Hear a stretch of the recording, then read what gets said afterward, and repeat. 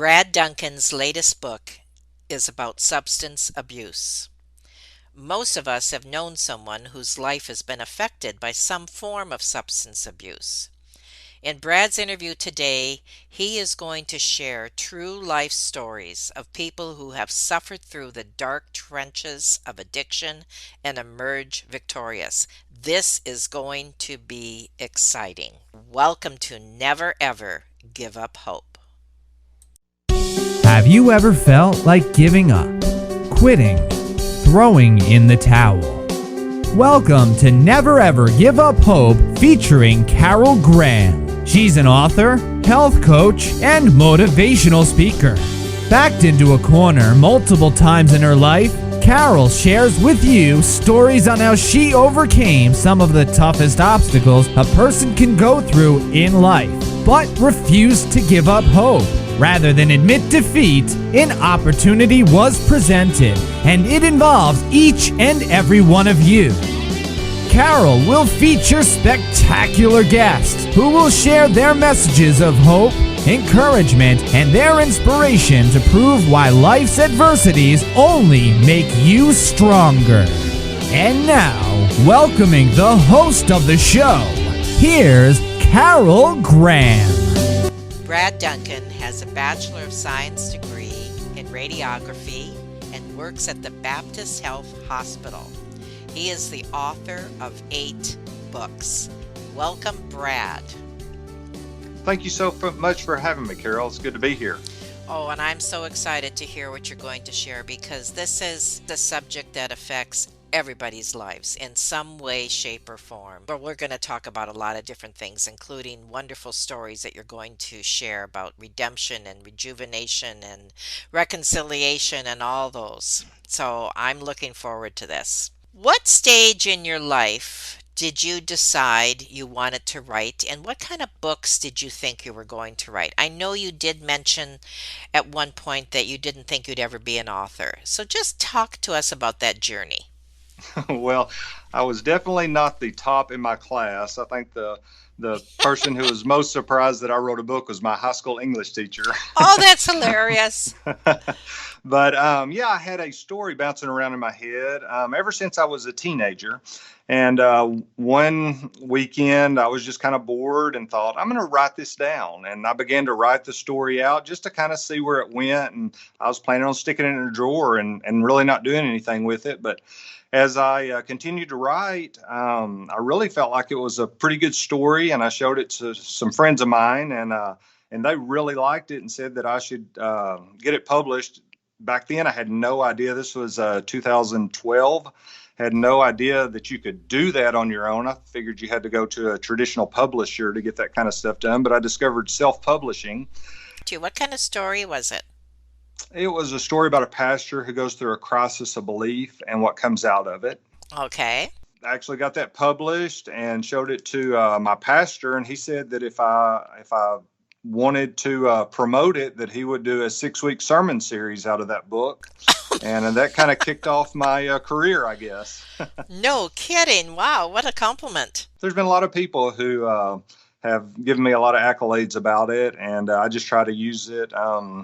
It's a good hobby, and I feel like it does a lot of good for people. What other books have you written? Yeah, I've written 3 fiction books, and I've written 2 deer hunter devotionals from stories growing up deer hunting. You got to share one of those. So I had some wild and crazy times like everyone in the deer woods. So I really felt like sharing those stories for guys and girls who hunt too would be good. So I took real life stories of growing up in the deer woods, kind of going from boyhood to manhood, and applied that to life lessons. And it's 2 devotionals, Deer Hunters Devotional 1 and 2. And several men's groups have used those to go through. Now, you going to share a story? So in one of our stories, my dad and I were going to scout out a stand before we hunted it the next day. And I climb up in this deer stand that's about 14 feet tall. And just as I put my hand up on the platform to crawl up into it, I feel something hit my neck. Oh. And then something else hit my face. And I realized that wasps are swarming me. So I take about 2 steps down the ladder and just kind of jump backwards and fall all the way to the ground. And my dad is just laughing his head off. And then all of a sudden he yells, and a wasp has stung him in the ear. So we went back with some 20-foot wasp spray, and I took care of those little demons. So the lesson learned there is don't laugh at your son. I think that is the lesson. What inspired you or motivated you to be a writer and also for what you are doing now? There was a time in your life when you had or you were at a family visitation for a 21-year-old who had just passed away from a drug overdose. And I'm sure that I know that this had a great impact on you as it would on anyone. And your life did change from that day. So tell us what happened. Yeah, so on a hot August day, I was standing in a long visitation line for an extended family member, Justin Watson, a 21-year-old great young man. And he had relapsed and overdosed. And as I stood there in that line looking at all the people who were just hurting, who loved him, and what a wasted life that he could have had. It's not something that I've been through myself, so how can I engage in this fight over Hmm. addiction? And I just felt like I felt led to tell stories of hope, to connect with people who've gone through this darkness and overcome it, and that are now living healthy lives. And how did you go about doing that? Well, I had a cousin who I'm very close with go through it, and he had just got out of a place called Renewal Ranch outside of Conway, Arkansas. So I called him and I asked him if he'd be willing to share his story, and he was more than willing to. So we connected, and then I asked him if he knew anybody else, and then I began to call some pastors and other people that I know in the hospital industry, and they connected me with other people. And just over time, I gathered these stories, and I was real intentional. Colors of Salvation, the title, has kind of a double meaning. One is that I tried to get a cross section of the public. I tried to get all races and ages and statuses, as far as social statuses and genders, because drug addiction or substance abuse cuts across all lines. It doesn't matter if you're poor or rich or black or white, it can affect anybody in the world at any time. That's true because you see just as many drug addicts in the affluent as you do the very poor. It's heart-wrenching. Do you have, besides the story that changed your life and the way that you wanted to start help people along these lines, is do you have something that you can share with the audience to encourage them possibly how they can help and what to look for, how to step in, anything along those lines that you can share? Yeah, so the first thing I would say is that there is hope. So many times a situation looks hopeless, but there's hope, and there's people who go through it and go through it. One gentleman that's in the book, he went through 40 rehab facilities before it finally took. Took him a long time, but now he is a dynamic speaker and leader that helps a lot of people. One thing that I'd like you to address that just came to me as you were talking, and that is when people go to a AA meeting. I've never been, but from what I understand and from what you see on TV, they always make the statement, their name, and then they say alcoholic. That has always bothered me Me too. because okay, so please address that. This has come up for a reason. When someone goes for recovery, I believe that God can fully restore them, fully recover them, where they're not an alcoholic any longer. They're not a drug user any longer. There may still be a temptation, but our identity changes with that. I believe you can overcome anything, not that you won't be tempted again, but that you can be through the process and healed. And what about children or family members, the younger generation? What can we do, even as not even related to them, but give us some tips on how we can possibly direct people to the right type of facilities, or what steps should they take to help somebody? So if you know someone who is struggling or you think that they're struggling with drug addiction or alcohol addiction, there are one thing that I've found out through this process. I wasn't real familiar with addiction and recovery, and that I had an idea of what it was, and from a distance kind of knew, but since I've kind of been on the ground with it in the past few months, there are so many places now that there weren't in the past that are willing to help. You can get online and find places. You can also talk to local churches, and most of them have connections to people who are willing to help. And most of them are financially reasonable. Some are very expensive, but there is a ton of available free places that people can go for 3 months, 6 months, a year to get healthy. And what do you do with the person who doesn't feel that there's a problem? Well, ultimately, it's up to that person to want to get help. You can't force somebody into recovery. That's one thing that I have heard over and over from the people who are running the programs and have been through it. Many times, unfortunately, they've got to hit rock bottom before they're willing to get help. You love on them. You tell them that there's hope. You tell them there's places they can go. In fact, this past weekend, a young lady called me and said that she was an alcoholic and wanted help, and she had heard that I help people. So my wife and I connected with her that evening. We had a good conversation, took her out to eat. She said she wanted help. I told her, we would get with her the next day and try to give her options. And I haven't heard from her in 3 days, which it's not unusual. But when she's ready for help, she knows that she can call me and that I will guide her in the right direction.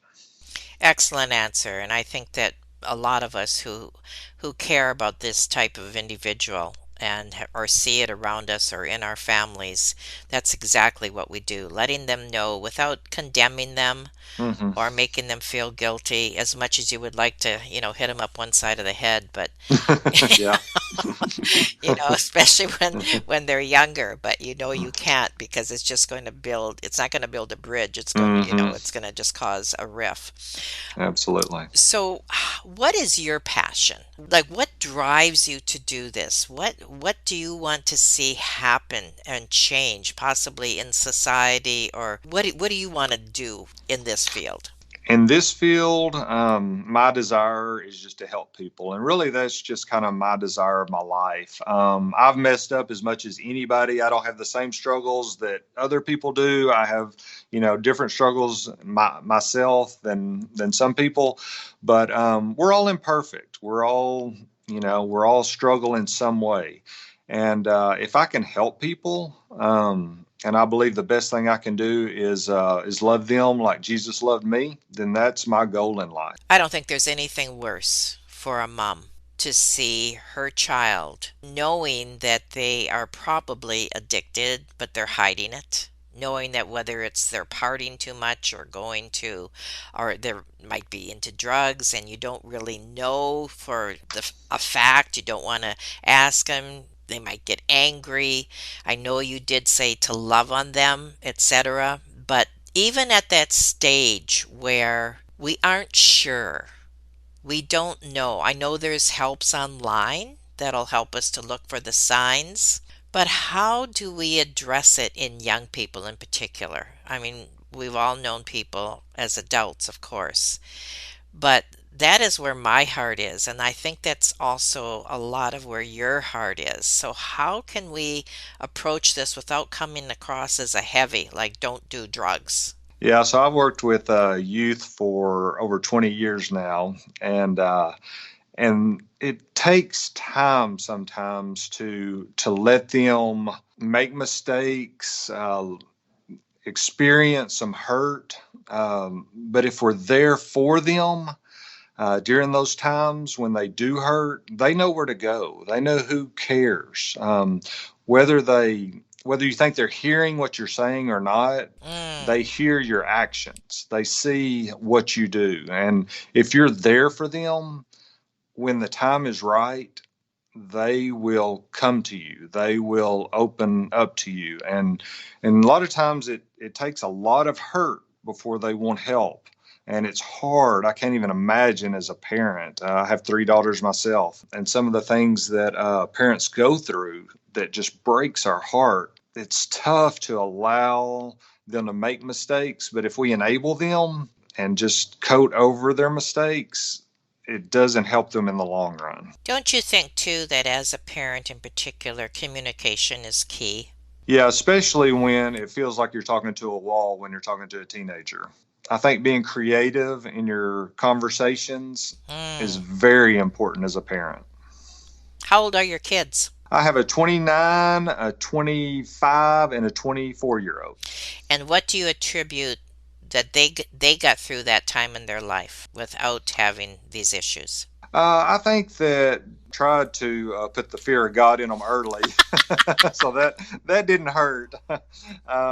Even I realize kids who are in church every week and their parents are very good parents still fall into this. So Right. it's not necessarily just going to church or just being a good parent. Having that dialogue, telling them, explaining to them early on and in different ways that they can understand about life and about things that they're going to be facing coming up is very important as a parent. And how to deal with these life issues too. Give them coping skills, I would think. Oh, absolutely, because my girls have all made mistakes. I mean, they've all, and just like me, I mean, everybody Hmm. has made mistakes. And we look back and we can either learn from those mistakes and get better, or we can continue to make those mistakes and live in regret and misery. And I think getting kids active, which I know a lot of parents do, keeping them in sports and etc. But with COVID now, I've noticed that this is a real problem.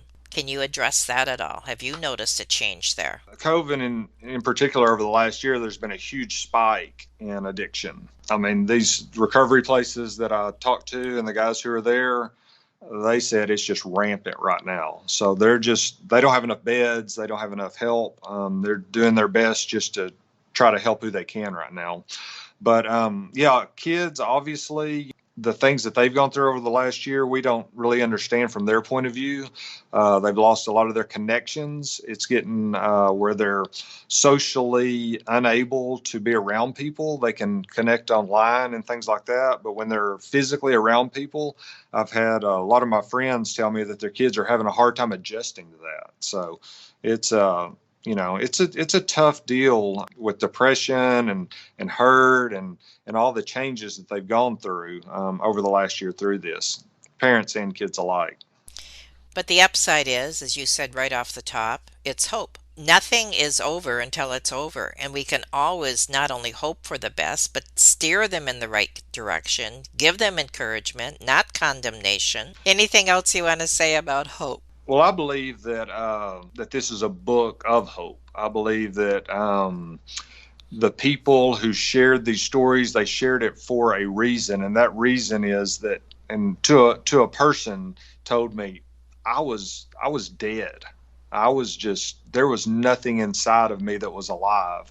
Now I'm living healthy. Now I'm excited to go live my life. That's just incredible. I mean, that's a walking miracle right there, to go from death to life. Absolutely. We're just going to take a short 30-second break, and then I want to hear some of these stories. I want to hear possibly your worst story, your best story, whatever you would like to share to encourage people, because people love stories. I love stories. So let's just Oh take a yeah. break and we'll be right back.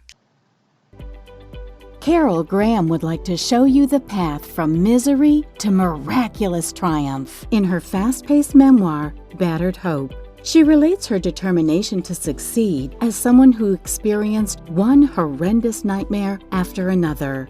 Gang raped and left for dead, loss of a child, husband falsely imprisoned, and cancer.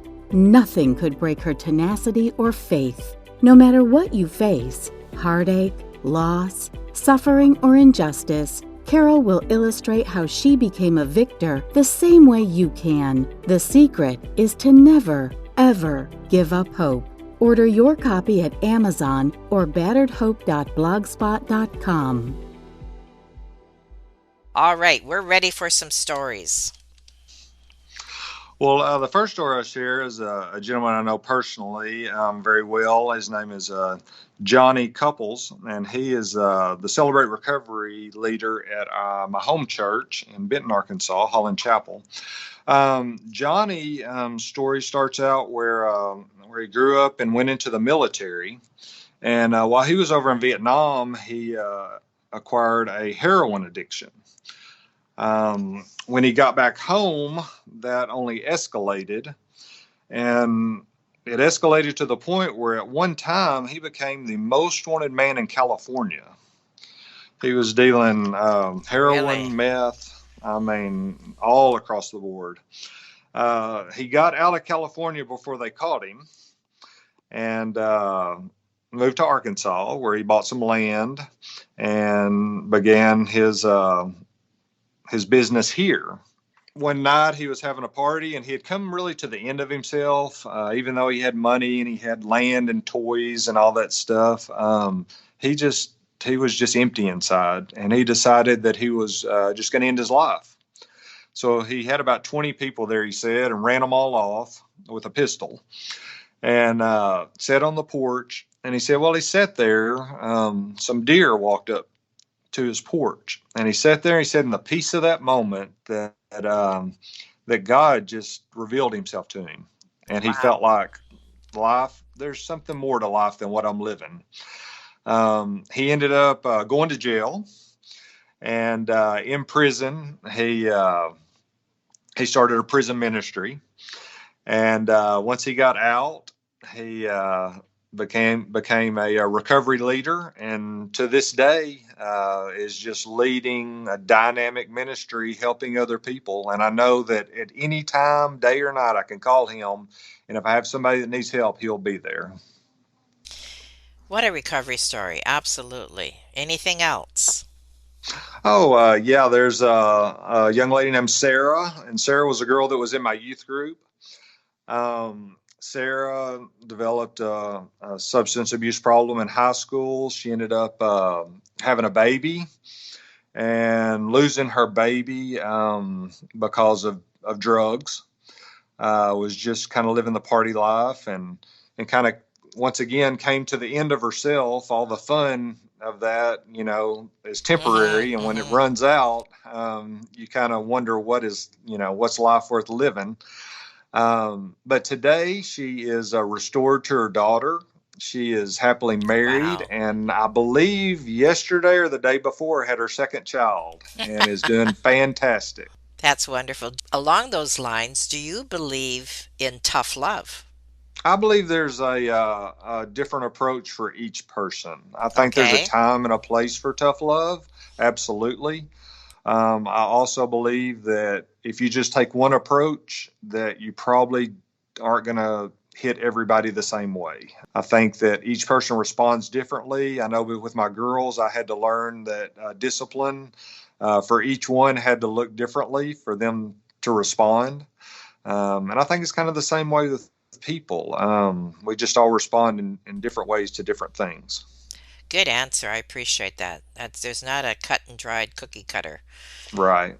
And you are also a speaker, are you not? And for groups or schools or addiction centers.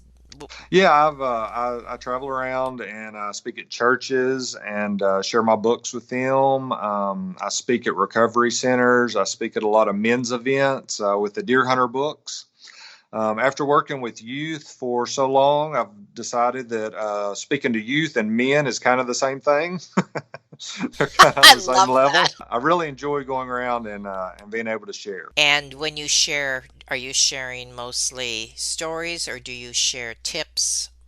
And if so, anything you want to share from that? I share both. I do share stories because I believe that people relate to stories more than they do facts a lot of times. All right, fair enough. Your other books. Now you talked a little bit about the Deer Hunters and the one on the addiction, substance abuse. What other books do you have? So my first book is called First Fruits, and it's a story of a pastor who goes through a crisis of belief and what comes out of that, how his faith changes and how his congregation changes because of that. There's a sequel to that called Second Chances. I also wrote a book called The Decision, and it's kind of a neat book, I think. It's actually a parallel story. So I took a young man who is a popular high school athlete, and he goes to a youth service on a Wednesday night, and it comes down to the altar call. And if you're familiar with church, then you'll know an altar call is when they invite you to come forward to pray or so it comes to that point. Well, the rest of the book follows his life. Half of the chapter is if he follows Christ, and the second half is if he goes his own way. And I tried to make it true to life in that everything's not great when he follows Christ. He has hardships and tough times, and everything's not awful when he doesn't follow Christ, because there's fun to be had in the world without following Christ. The difference is the repercussions and what comes out of that, and how his life parallels through all of that. So basically, it's our decisions. Yes. What message would you like the audience, in summary, to take away today? If it's okay, I'll close with the final little part of Neil's story here. I got it right here. And this is what he says. Despite the lies I used to tell myself, I now understand there is nothing in my past that Jesus can't forgive. And once you believe it, once you receive it, once you know him, you'll know how good he is. And once you know in your heart you've been forgiven, you start living differently. You live grateful for the grace you've been given. And the grace of Jesus changes everything. That's a beautiful way to close. And I thank you so much, Brad, for what you have shared today on Never Ever Give Up Hope. And we're going to put all your books on your site so that people can tap in. And I'm sure that you are also open to anyone who would like to email you or contact you or possibly discuss with you a situation that they need help with. Absolutely. You can connect with me through booksbybrad.com. And if you message me, I'm usually able to get back with you pretty quick. All right, that's great. And thank you again. Hey, thank you so much for you do, Carol. Thank you for listening to Never Ever Give Up Hope, featuring Carol Graham. Did you know that most people succeed because they are determined to? Quitting was never an option. Carol loves your comments and will respond to each one. So please subscribe and review this podcast. A rating of 5 stars would be outstanding and appreciated. Remember, if you are still here, there is always hope.